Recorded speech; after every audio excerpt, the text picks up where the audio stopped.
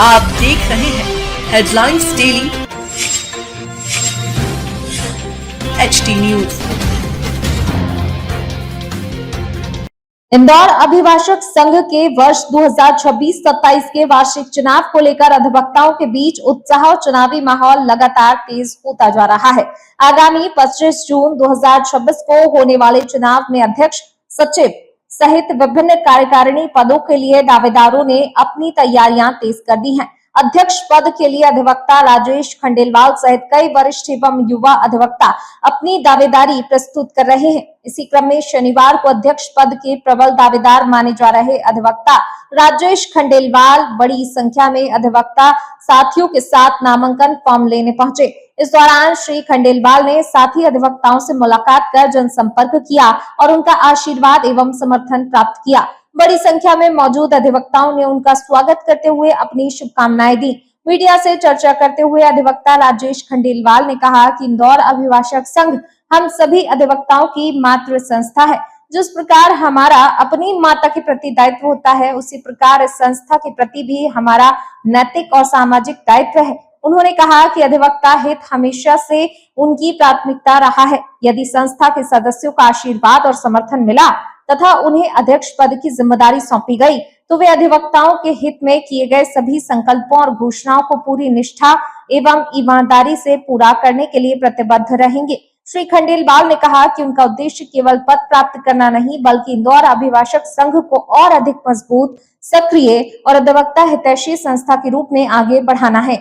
नामांकन फॉर्म लेने के पश्चात अधिवक्ता राजेश खंडेलवाल ने बार काउंसिल के बाहर स्थित हनुमान मंदिर पहुंचकर भगवान हनुमान जी के दर्शन पूजन कर आशीर्वाद लिया और चुनावी अभियान की शुरुआत की। इंदौर अभिभाषक संघ के चुनाव को लेकर अब अधिवक्ता समुदाय में चर्चाएं तेज हो गई हैं।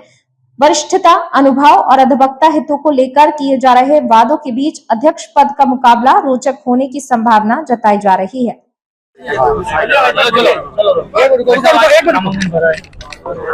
आज हमने अभिभाषक संघ के चुनाव, इस वर्ष के चुनाव में हमने नामांकन फॉर्म अभी लिया है। मैं राजेश खंडेलवाल अधिवक्ता हूँ, इस वर्ष अध्यक्ष पद का उम्मीदवार हूँ।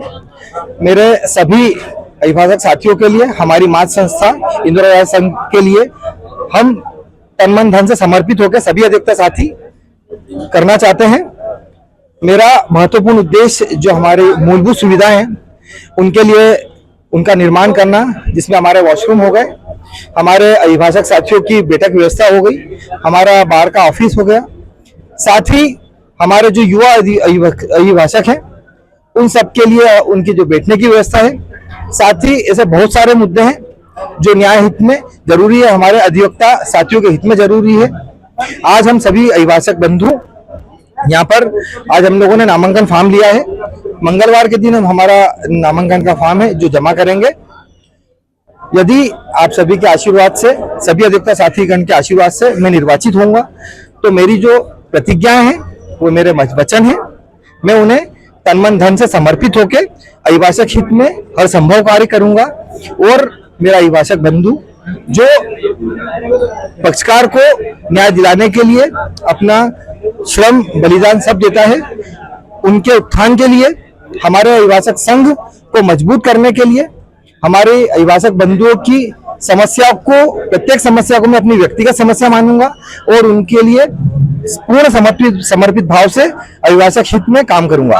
आगामी समय में जो कोर्ट भवन है ये पिपलियाना में स्थानांतरित होगा, तो ऐसे में जो अभिभाषक गण है उनके कक्षों के लिए और उसके लिए क्या किस तरह का प्रयास आपके माध्यम से रहेगा? देखिए, हमारे जो पूर्व पदाधिकारी रहे हैं उन लोगों ने भी प्रयास किए हैं। अभी वर्तमान में जो हमारी कोर्ट बन रही है अभी उसमें काफी समय लगने की संभावना है, किंतु हमारे अभिभाषक में सबसे महत्वपूर्ण मुद्दा है जो हमारे अभिभाषक साथियों की बैठक व्यवस्था है। क्योंकि अभी हमारे अभिभाषक साथियों के समक्ष शासन के द्वारा ना तो यह खुलासा किया है कि कितने चेंबर बन रहे हैं, वो चेंबर की जगह क्या है, साथ ही उन्होंने यह भी खुलासा नहीं किया कि हमारे इतने सारे अभिभाषक बंधु जो 10,000 से ऊपर हमारे मातृ संस्था है उनके सदस्य कहाँ पर बैठेंगे, उनके बैठने की क्या व्यवस्था है। तो जैसे ही मैं आप सभी के आशीर्वाद के द्वारा मैं निर्वाचित होता हूं तो शासन से मिलके जो शासन ने हमारी अभिभाषक साथियों के लिए जो योजना बनाई है उसका हमारा पूरा प्रतिनिधि मंडल उसका अवलोकन करेगा। साथ में हमारे अभिभाषक के हित में जो भी काम होंगे हम तन मन धन से करेंगे। अभिभाषकों पर पिछले वर्ष कई बार हमले हुए हैं, कई तरह के विवाद सामने आए थे, उनके हितों के लिए, उनके बचाव के लिए किस जो कानून अभी तक बन नहीं पाया उसके लिए किस तरह का प्रयास होगा? देखिए, एडवोकेट प्रोटेक्शन एक्ट राजस्थान में भी लागू हो गया है। मेरा पुरजोर प्रयास रहेगा कि मध्य प्रदेश में भी लागू हो।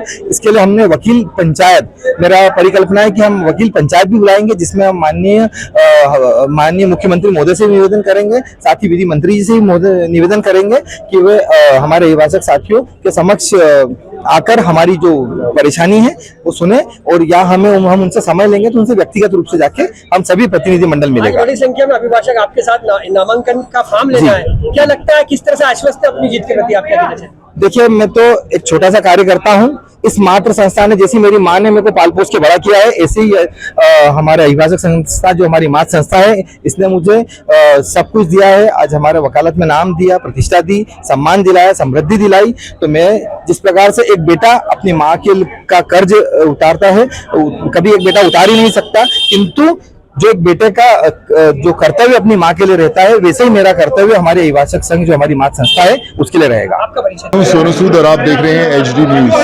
नमस्कार, मैं आशुतोष राणा। HD न्यूज के सभी दर्शकों को मेरी बहुत सारी शुभकामनाएं। हाय, मैं हूँ दीपिका सिंह और आप देख रहे हैं HD न्यूज। हाय, मैं हूँ बिंदु दारा सिंह और आप देख रहे हैं HD न्यूज।